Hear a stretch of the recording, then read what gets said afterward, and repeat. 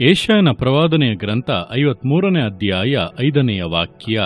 ನಮ್ಮ ದ್ರೋಹಗಳ ದೆಸೆಯಿಂದ ಅವನಿಗೆ ಗಾಯವಾಯಿತು, ನಮ್ಮ ಅಪರಾಧಗಳ ನಿಮಿತ್ತ ಅವನು ಜಜ್ಜಲ್ಪಟ್ಟನು, ನಮಗೆ ಸುಕ್ಷೇಮವನ್ನುಂಟು ಮಾಡುವ ದಂಡನೆಯನ್ನು ಅವನು ಅನುಭವಿಸಿದನು, ಅವನ ಬಾಸುಂಡೆಗಳಿಂದ ನಮಗೆ ಗುಣವಾಯಿತು.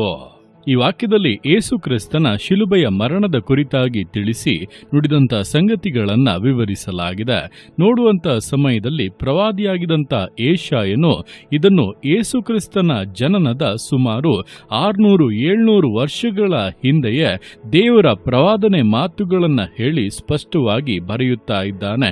ಯೇಸು ಕ್ರಿಸ್ತನು ಅನುಭವಿಸಿದಂಥ ಬಾಧೆಗಳು, ಯೇಸು ಕ್ರಿಸ್ತನು ಅನುಭವಿಸಿದಂಥ ಕಷ್ಟಗಳು, ಆತನು ಶಿಲುಬೆಯಲ್ಲಿ ಜಡಿಯಲ್ಪಟ್ಟಂಥ ವಿಧ, ಆತನ ಬಾಸುಂಡೆಗಳು, ಇದೆಲ್ಲದರ ಕುರಿತಾಗಿ ದೇವರು ಮುಂಚಿತವಾಗಿಯೇ ಹೇಳಿ ಅದನ್ನು ಪ್ರಕಟಿಸಿ ಯೇಸು ಕ್ರಿಸ್ತನ ಮೂಲಕವಾಗಿ ಅದನ್ನ ಪರಿಪೂರ್ಣತೆಗೆ ತಂದರು. ಅಂದರೆ ಯೇಸು ಕ್ರಿಸ್ತನ ಶಿಲುಬೆಯ ಮರಣ ಎಂಬುದು ಏನೋ ಮನುಷ್ಯರಿಂದ ವಿಧಿಸಲ್ಪಟ್ಟದ್ದಲ್ಲ, ಮನುಷ್ಯರು ಏನೋ ಯೋಚನೆ ಮಾಡಿ ಕುತಂತ್ರ ಮಾಡಿ ಆತನನ್ನು ಶಿಲುಬೆಯಲ್ಲಿ ಹಾಕಿ ಜಡಿದು ಕೊಂದದ್ದಲ್ಲ. ಇದು ದೇವರ ಆದಿ ಸಂಕಲ್ಪವಾಗಿತ್ತು. ಯೇಸು ಕ್ರಿಸ್ತನು ಈ ರೀತಿಯಾಗಿ ಬರಬೇಕು, ನಮಗೋಸ್ಕರ, ನಮ್ಮ ಪಾಪಗಳಿಗೋಸ್ಕರ, ನಮ್ಮ ದೋಷಗಳಿಗೋಸ್ಕರ ಆತನು ಶಿಲುಬೆಯಲ್ಲಿ ರಕ್ತ ಸುರಿಸಿ ಸಾಯಬೇಕು. ಆತನ ಮೂಲಕವಾಗಿಯೇ ಮನುಷ್ಯ ಕುಲಕ್ಕೆ ವಿಮೋಚನೆಯು, ರಕ್ಷಣೆಯು ಉಂಟಾಗಬೇಕೆಂಬುದಾಗಿ ದೇವರು ನಿರ್ಣಯಿಸಿದ ಹಾಗೆಯೇ ಯೇಸು ಕ್ರಿಸ್ತನ ಶಿಲುಬೆಯ ಮರಣವು ಸಂಭವಿಸಿದ್ದು. ಅದರ ಕುರಿತಾಗಿ ವಾಕ್ಯದಲ್ಲಿ ನೋಡಬಹುದು. ನಮ್ಮ ದ್ರೋಹಗಳ ದೆಸೆಯಿಂದ ಅವನಿಗೆ ಗಾಯವಾಯಿತು, ನಮ್ಮ ಅಪರಾಧಗಳ ನಿಮಿತ್ತ ಅವನು ಜಜ್ಜಲ್ಪಟ್ಟನು, ನಮಗೆ ಸುಕ್ಷೇಮವನ್ನುಂಟು ಮಾಡುವ ದಂಡನೆಯನ್ನು ಅವನು ಅನುಭವಿಸಿದನು, ಅವನ ಬಾಸುಂಡೆಗಳಿಂದ ನಮಗೆ ಗುಣವಾಯಿತು ಎಂಬುದಾಗಿ. ಆದ್ದರಿಂದ ಯೇಸು ಕ್ರಿಸ್ತನ ಶಿಲುಬೆಯ ಮರಣ ಎಂಬುವಂಥದ್ದು ದೇವರಿಂದ ಆದಿಯಿಂದಲೇ ನಿರ್ಣಯವಾದಂಥ ಒಂದು, ಅದು ಹೇಳಲ್ಪಟ್ಟ ಹಾಗೆ ಸಂಭವಿಸಿರುವುದರಿಂದ ಅದು ನಮಗೆ ಇನ್ನೂ ಒಂದು ಬಲವಾದಂಥ ಆಧಾರವನ್ನು ಉಂಟು ಮಾಡುತ್ತದೆ. ಆದ್ದರಿಂದ ಈ ದಿವಸಗಳಲ್ಲಿ ಯೇಸು ಕ್ರಿಸ್ತನ ಶಿಲುಬೆಯ ವಿಷಯವಾಗಿ ಸಂದೇಹ ಪಡಬೇಡಿ. ಅದು ನಿಮಗೋಸ್ಕರವೇ, ನಿಮ್ಮ ಪಾಪಗಳಿಂದ, ನಿಮ್ಮ ದೋಷಗಳಿಂದ ನಿಮ್ಮನ್ನು ವಿಮೋಚಿಸಿ ರಕ್ಷಿಸುವುದಕ್ಕೋಸ್ಕರವೇ ದೇವರು ಸುಂದರವಾಗಿ ರೂಪಿಸಿದಂಥ ಒಂದು ಯೋಜನೆಯಾಗಿದೆ. ದೇವರು ಆ ಕಾರ್ಯಗಳನ್ನು ನೆರವೇರಿಸುವುದರ ಮೂಲಕವಾಗಿಯೇ, ಯೇಸು ಕ್ರಿಸ್ತನನ್ನು ಬಲಿಯಾಗಿ ಸಮರ್ಪಿಸಿ ಕೊಡುವುದರ ಮೂಲಕವಾಗಿಯೇ, ಅಷ್ಟು ಮಾತ್ರವಲ್ಲ, ಆತನು ಮರಣವನ್ನು ಜಯಿಸಿ ಜೀವದಿಂದ ಎದ್ದೇಳುವುದರ ಮೂಲಕವಾಗಿಯೇ ನಿಮ್ಮನ್ನು ತನಗೋಸ್ಕರ ಸ್ವಂತ ಮಕ್ಕಳಾಗಿ, ಪ್ರಜೆಗಳಾಗಿ, ಪರಲೋಕ ರಾಜ್ಯದ ಬಾಧ್ಯಸ್ಥರನ್ನಾಗಿ ಮಾಡಿದ್ದಾನೆ.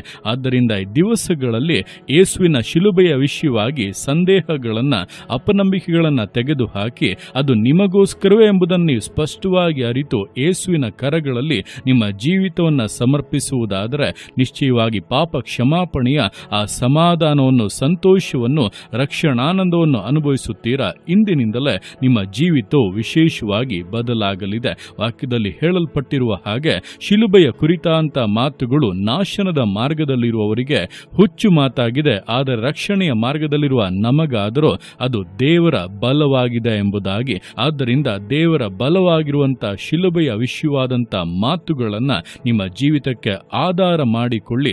ನಿಶ್ಚಯವಂತ ಬದಲಾವಣೆಗಳನ್ನು, ಅದ್ಭುತಗಳನ್ನು, ಆಶೀರ್ವಾದಗಳನ್ನು ಹೊಂದಿಯೇ ಹೊಂದುತ್ತೀರಾ. ಶಿಲುಬೆಯನ್ನು ಆಧಾರ ಮಾಡಿಕೊಂಡು ಜೀವಿಸುವಂತ ಯಾರೇ ಆದರೂ ಅವರ ಜೀವಿತವು ಖಂಡಿತವಾಗಿ ಸೈತಾನನ ಕಾರ್ಯಗಳನ್ನು, ಇಹಲೋಕದ ಕ್ರಿಯೆಗಳನ್ನು ಜಯಿಸಿಯೇ ಜಯಿಸುತ್ತದೆ. ಕರ್ತನು ಇಟ್ಟಿರುವಂತಹ ಸಂಪೂರ್ಣವಾದಂಥ ಮೇಲುಗಳನ್ನು ನಿಶ್ಚಯವಾಗಿ ಅನುಭವಿಸುತ್ತದೆ. ಆದ್ದರಿಂದ ಈ ದಿವಸಗಳಲ್ಲಿ ಕರ್ತನು ಯೋಚನೆ ಮಾಡಿ ನೆರವೇರಿಸಿರುವಂಥ ಶಿಲುಬೆಯ ತ್ಯಾಗದ ವಿಷಯವಾಗಿ ಪೂರ್ಣವಾದಂಥ ನಂಬಿಕೆಯಿಂದ ಕರ್ತನ ಕರಗಳಲ್ಲಿ ಸಮರ್ಪಿಸಿ ವಿಧೇಯತೆಯಿಂದ, ದೃಢತೆಯಿಂದ, ಸಮರ್ಪಣೆಯಿಂದ ವಿಶ್ವಾಸ ಜೀವಿತಗಳನ್ನು ಮುನ್ನಡೆಸೋಣ. ದೇವರ ಕರಗಳಲ್ಲಿ ಸಮರ್ಪಿಸಿ ಪ್ರಾರ್ಥಿಸೋಣ. ಯೇಸುವೆ ಸ್ತೋತ್ರ ರಾಜ, ಕೊಟ್ಟಂತ ಈ ದಿವಸಕ್ಕೋಸ್ಕರ ಸ್ತೋತ್ರ ಕರ್ತನೆ. ಈ ದಿವಸ ನಿನ್ನ ಕರಗಳಲ್ಲಿ ಸಮರ್ಪಿಸ್ತಾನೆ.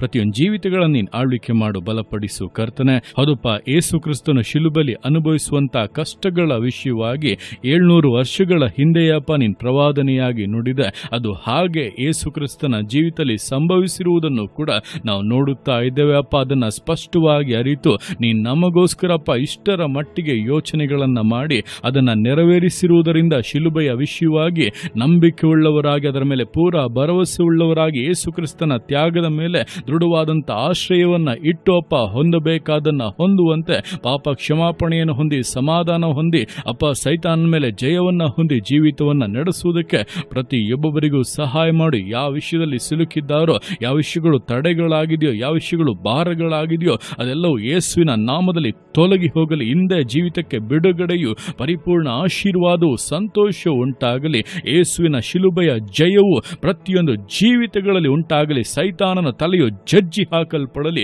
ಯೇಸುವಿನ ನಾಮದಲ್ಲಿ ಜಯವು, ಬಿಡುಗಡೆಯು, ಆಶೀರ್ವಾದಗಳು ಉಂಟಾಗಿ ಅಪ್ಪ, ನಿನ್ನ ಮಕ್ಕಳು ನಿನ್ನಲ್ಲಿ ಸಂತೋಷಿಸುವಂತೆ ಕಾರ್ಯಗಳನ್ನು ಮಾಡು. ಈ ದಿವಸ ಮೊದಲುಗೊಂಡು ಆಶೀರ್ವದಿಸು. ನೀನು ಆ ರೀತಿಯಾಗಿ ಮಾಡುವಂಥ ನಿನ್ನ ಪ್ರೀತಿಗೋಸ್ಕರ, ಕೃಪೆಗೋಸ್ಕರ ಅಪ್ಪ ನಿನಗೆ ಸ್ತೋತ್ರಗಳು. ಪ್ರತಿಯೊಂದು ಜೀವಿತಗಳನ್ನಪ್ಪ ನಿನ್ನ ಕರಗಳಲ್ಲಿ ಸಮರ್ಪಿಸ್ತಾ ಅದನ್ನ ಆಶೀರ್ವದಿಸು, ಮಾನಿಸು, ಘನಪಡಿಸು. ಎಲ್ಲೋ ನಿನ್ನ ಕರಗಳಲ್ಲಿ ಸಮರ್ಪಿಸಿ ಎಲ್ಲ ಸ್ತುತಿಯನ್ನು ಮಾತ್ಮನಿನೊಬ್ಬನಿಗೆ ಸಲ್ಲಿಸಿ ಯೇಸುವಿನ ನಾಮದಲ್ಲಿ ಬೇಡುತ್ತೆ ನಮ್ಮ ತಂದೆಯೇ. ಆಮೇನ್, ಆಮೇನ್.